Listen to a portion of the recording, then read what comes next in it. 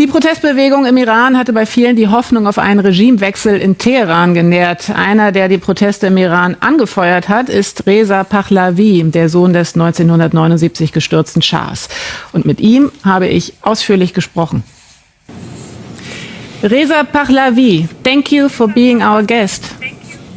Thank you for having me. Tens of thousands took to the streets. Thousands of people were killed during the protests. You fueled those protests. Some of the people called your name. How do you handle this responsibility?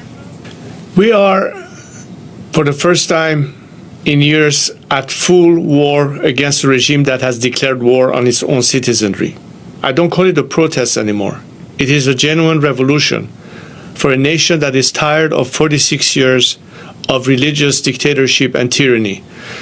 The number of victims is really a massacre in darkness when they cut off communications to the whole world and they take on brave young Iranians who have been fighting and asking for their freedom. It has been horrendous, the reports that we have gotten over the last few days of the extent of the massacre this regime has extended. But when you are at war, you are prepared to fight until the very end, and there's no point of return for us. So we all are committed to liberate our country. We only hope that the free world will come to our help. And this time, instead of appeasing this regime time and again, this time they will stay with the Iranian people and make sure that we can put an end to this regime and finally liberate ourselves.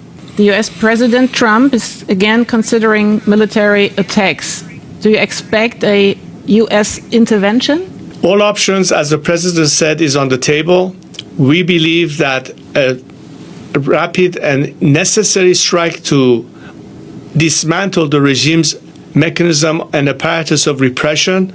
That means targeting IRGC and other elements tied to the regime machinery of repression would be a very effective way to weaken the regime and make it impossible for them to use the level of brutality that we have seen against unarmed civilians. That's the only time that you can actually help this nation, giving them a fair chance to succeed, if indeed the objective is to on the one hand, provide our nation with freedom, but as an element, unlike this regime that has always been hostile to the West, and in particular to the United States, a nation where the Iranian people want to live at peace in the region and work with their neighbors and provide that level of tranquility and stability that is the best strategic interest of the Western countries, including the United States. And I think this is something that Donald Trump understands fully.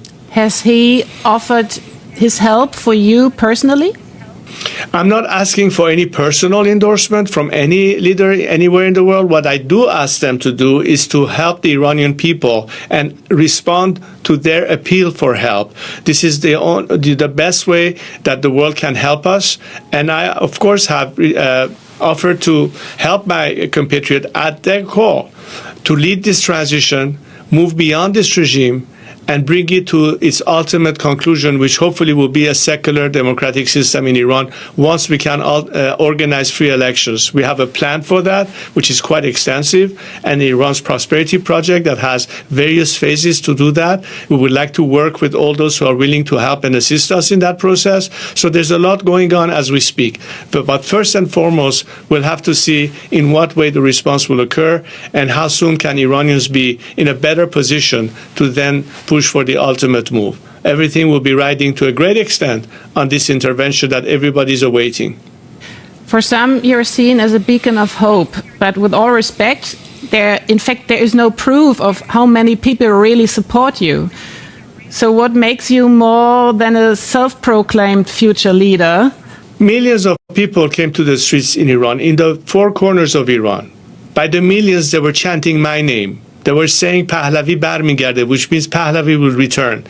They've been chanting, Iran is ready now, give us orders, Shahzadeh. And my name was chanted. It's written on the walls. I don't know how much more evidence do you need to have a proof that I have actually the support of millions of my compatriots who have called me by name, who have asked me to step in, and I have. So I have no doubt in my mind that this support is definitely out there. What the world needs to understand is that I'm here to help with the transition. I'm not running for office. I'm not asking for anything in return. But I know and understand how crucial my role could be to be that agent of change as a father to the nation and as a servant to the people. And that is my commitment to them. And I think that's why they trust me and that's why they call me, because they know that for the past 46 years, I have never, ever wavered from this commitment, beyond my words, in action. And that's why today's Gen Z of Iran comes to me, call me as a father, and want me to lead them to the final victory. And I'm ready to do my part. Let me ask you, you have critics who fear that upon a possible return to Iran, you will aim at forming perhaps a new autocracy, possibly a new Pahlavi dynasty. So in what respect do you distance yourself from your father's way of governing?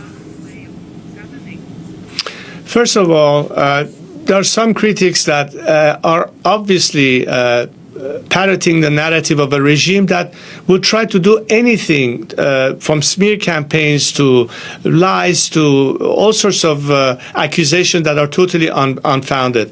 Look, I lived the better part of my life for the past 46 years in the Western world, in democratic countries. I understand the importance and the values of all the institutions and the mechanisms to make sure that you cannot deviate from that, where there's no concentration of power, when you can fight back corruption, how important transparency is, and everything else in between. This is something that we will utilize as tools to strengthen our institution, to bring our civil society into the picture, well beyond the structure of governance. How would I possibly be someone that would not understand the importance of it? And because I understand it and I've learned it in practice, that's exactly what I'd like to bring back to Iran. So we as Iranians are guaranteed in the future to have self-determination, to have freedom. But as to the measure of what will determine the future, there's nothing other than the ballot box that ultimately will decide it. So I wonder if these critics are just as committed to democracy as I am. Because if they are believing in democracy, then they shouldn't fear the ballot box. My question to them is, do you fear the result of the ballot box? I don't. So are you still planning to get back to Iran? And how? Well, how I get there, I'm working on it, but I'd like to be there even before the regime collapses, if possible. But I'll be there sooner than we think, able to help my compatriots and lead us to the next phase. Reza Pahlavi, thank you very much for your time. Thank you. Thanks for having me.